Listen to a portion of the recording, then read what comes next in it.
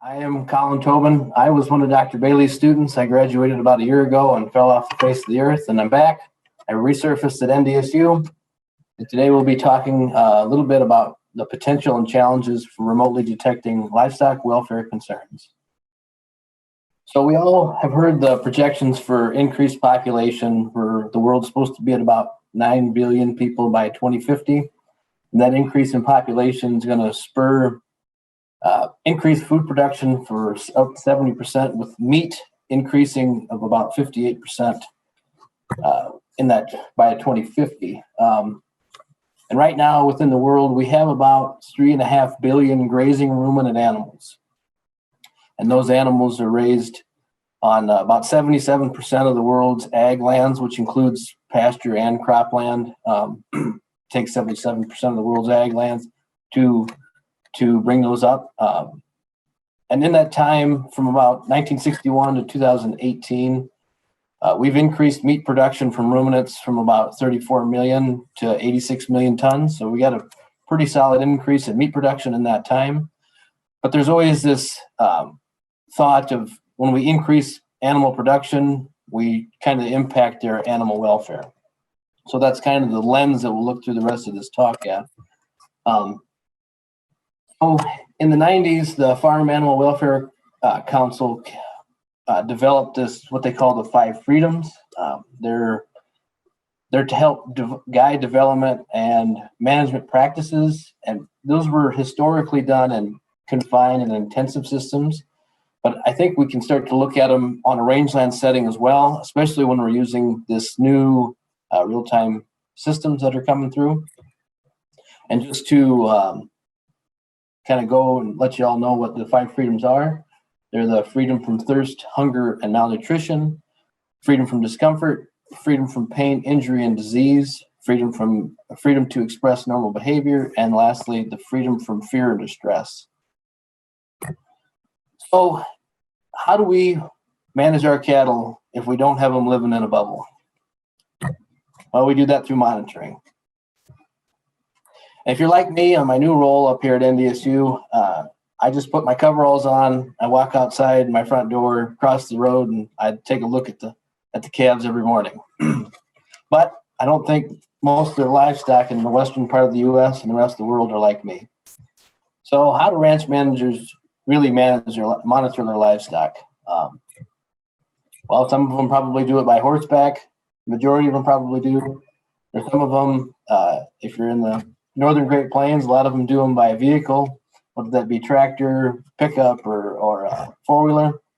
And if you're in Hawaii or maybe some parts of Nevada, you might chase them down with a helicopter. So, but there's always some issues that come along with monitoring.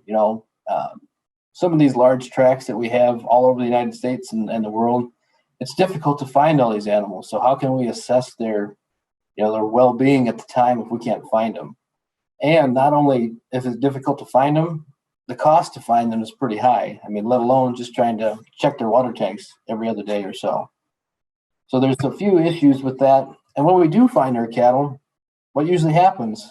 Well, if they don't run away from you, they tend to act pretty normal. Because livestock have a pretty good ability to disguise their discomfort. They're a herd animal. They don't want to look different. They don't want to become prey.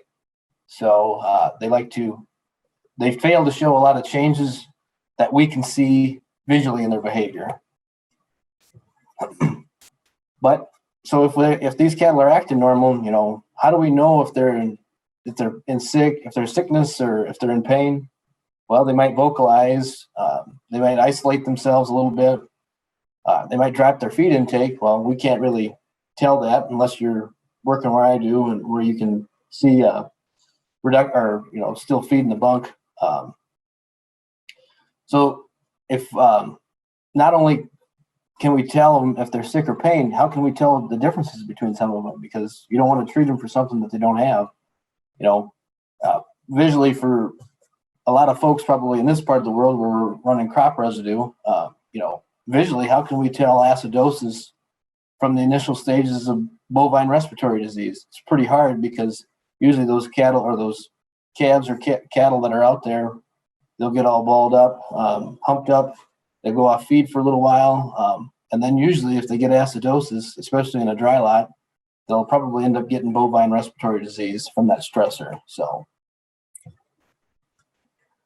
a lot of the way things are going into this remote monitoring setup, we've been able to do some tracking since the commercial availability of GPS has been around since the 80s.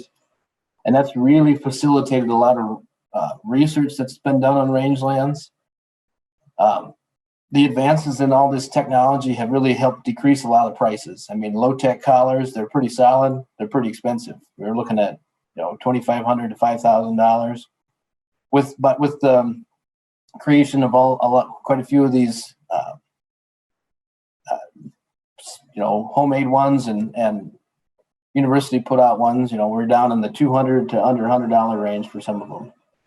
And with even more advances with battery and solar panels and things like that, we're starting to see our animals in near real time, kind of like what we just with the virtual fencing and then with what Dr. Bailey was talking about. And in real time, there's quite a few different sets of tracking sensors already up. We can look at GPS tracking, kind of what Dr. Bailey was talking about. There's some proprietary accelerometers that are coming out. There's some satellite or UAV imagery with the precision farming, precision livestock setup, and then also, even the visual fencing realm. There's even other ones like rumen boluses and things along those lines. So, there's quite a few different things that we can do out there, whether it be GPS, accelerometers, or, looking where those cattle are at using the combination of a couple of these tracking sensors.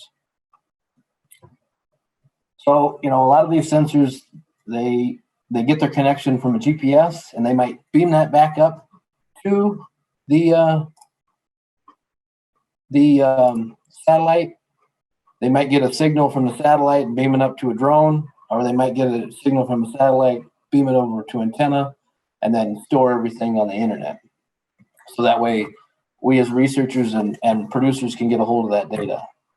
And there's quite a bit of potential for these systems, from moving past that store on board. Those are really good. We've identified some issues post hoc after taking them off, but you can't see it in real time. But really, for these real-time systems, it'll help us. We have the potential to identify behavior changes pretty much right when they happen. We have an increased chance of locating these animals to expedite treatment and or if they have to be done, euthanasia times. So I'll just go over a little bit of potential for some welfare concerns that we can look at for GPS, and this is not a comprehensive list by any means. But using some of the studies that we have done kind of leads into the potential for them. So first one we're looking at, this is from one of my studies at New Mexico State where we utilized GPS and accelerometer data, and we simulated drinking failure. I spoke on this a couple of years ago, but using accelerometer, we found that there was a increased amount of movement intensity during times of drinker failure as compared to a normal drinking event when they would go off and lay down and rest for a while. And that you can see that also with the GPS. Now, maybe if we could combine both accelerometer, GPS, and satellite or UAV imagery, we can see that during a normal time on these, if you follow the white dots, this cow comes in, takes a drink, goes back out, rests, and heads back out into the pasture, compared to this drinking failure where that cow came in and stayed around the water tank until it was time, till we ended the study, or until a herdsman would have been out there to check that water tank. So combination of these, I think, can be really effective in the future. Second one, Dr. Bailey kind of mentioned into this, a study where we also did in Arizona, where we utilized GPS tracking, but then in the future, we could combine that with some association software to look at, and we were looking at pasture utilization rates as two stocking densities, and we can see that over the grazing study, there was a linear decrease in the patch size grazing area for these cattle, and also for both pastures in the big grazing site, or So those cattle over time, they were really separating themselves from one another to find forage. And also over time, they were increasing their distance to water. So that might be something to where we can in real time flag that and say, hey, these cattle are separating themselves out. They're heading farther from water. It might be a good thing to go out and check them. It might be time to rotate pastures. Moving on to our second 5 freedom, the freedom from discomfort. A couple of them that everybody pretty much in the U.S. will run into is heat and cold stress. A lot of times we see cattle that get into the riparian areas, stand in water or get in the shade. We can see that with the GPS real time. We can see we've identified panting through accelerometers in dairy cattle. And also we can use room and bolus technology to look at internal temperatures that could be beamed up into the cloud, hopefully someday.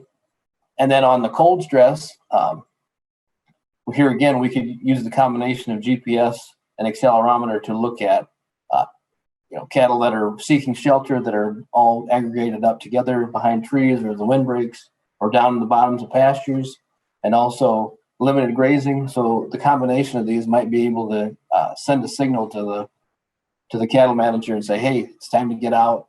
You probably need to supplement them with some hay because things are bad. So our third 5 freedom is the freedom from pain, injury, and disease. And there's a whole slew of things that we could look at. But I think one of the big ones to look at would be, especially for a real-time setup, is rumination. If cattle aren't ruminating, they're not healthy. And there's quite a few different things that'll knock off rumination, whether that be disease, heat stress, where they're panting instead of ruminating, or parturition, where they're pushing instead of ruminating out. Also, we could look at catching lame animals a lot sooner. There's been quite a few different studies that have been able to make algorithms to help identify that lame behavior as opposed to normal behavior. And in hopes, checking lame animals, checking animals that are sick, and maybe we could even be checking out identifying bulls that aren't covering cattle, because that's one way to really limit a producer's profit margins is bulls that don't work. A fourth freedom would be the freedom to express normal behavior. With GPS, we've been able to predict multiple different grazing behaviors and kind of a grazing management from that through research. And also with GPS and accelerometer tech, we've been able to create a lot of activity budgets based off of those GPS and accelerometer metrics. And we could use those coupled with real-time GPS to kind of, maybe we could look at managerial effects on animals. Is our herding and handling processes on ranch, is that hindering animals' abilities? Are they wanting to take off across the pasture as soon as you get out of there? And things like that. Or are we herding them to the wrong spots? Secondly, Dr. Sprinkle and others, they did some work using accelerometers looking at supplementation, where cattle that were supplemented spent more time laying down and resting as compared to the controls that weren't supplemented.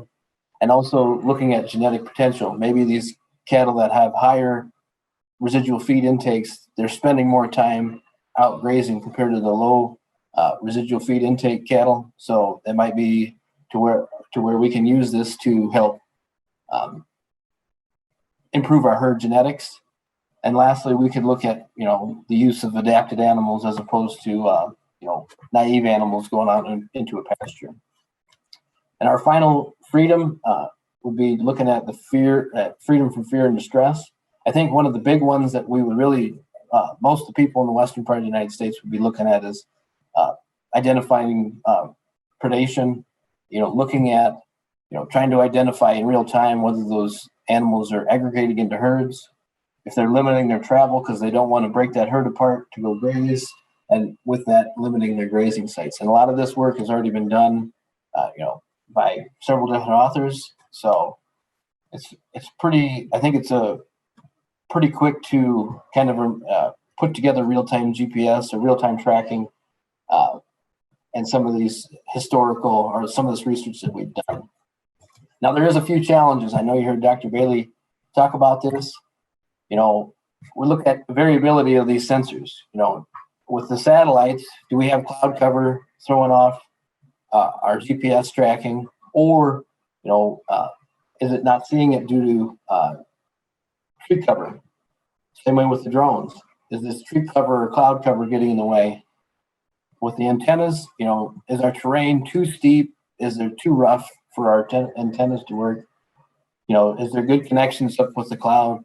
And next, is there issues with the animal? I mean, a lot of the work has been done trying to make herd-based behavior metrics when maybe we should be looking at individual-based metrics. How are these companies going to be able to put that together? And I think one of the other big ones that we've talked about is really on our mind is durability. We have military-grade equipment, but it's nowhere near cow grade. So, can we cow-proof these sensors while still providing some versatility? I really like the idea of a ear tag over top of instead of a collar, but are we going to be stuck with a collar, or can we do this with an ear tag? Do we use herd setup, or do we just do sentinel setups? A lot of these devices I think are pretty user friendly already, but they're not functioning well on the cow end. And then lastly, when and how long is it going to take for livestock managers to adopt this technology? Is it going to be due to cost? Is it going to be due to, well, Dad didn't do it this way, so we won't do it? So in conclusion, just to wrap this up, there's always additional research that needs to be done. But I think the potential for a lot of these technologies is going to benefit the animal welfare as well as producers' labor, what they're putting into it. I think this is really going to benefit what they're going to get out of it. And then lastly, it's going to take us time to improve these improve this tech and its usability.